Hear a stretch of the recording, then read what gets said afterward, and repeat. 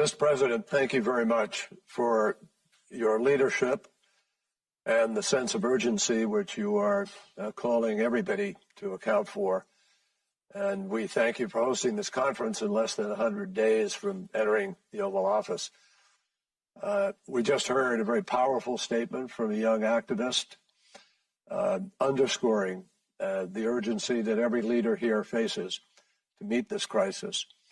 And as you have said, Mr. President, creating a net zero economy and doing it as rapidly as possible is an enormous challenge. It will require mobilizing finance at an absolutely unprecedented level.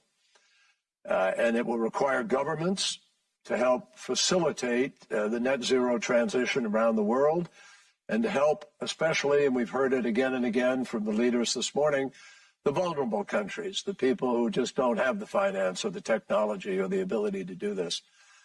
Given the magnitude of this challenge, however, governments alone cannot possibly find all the necessary investment. There's no government in the world that has enough in their fiscal budget, in their budgets, to be able to provide what we need to make this transition. Ultimately, how governments, international financial institutions, and private providers of capital work together is really going to determine the outcome of this challenge.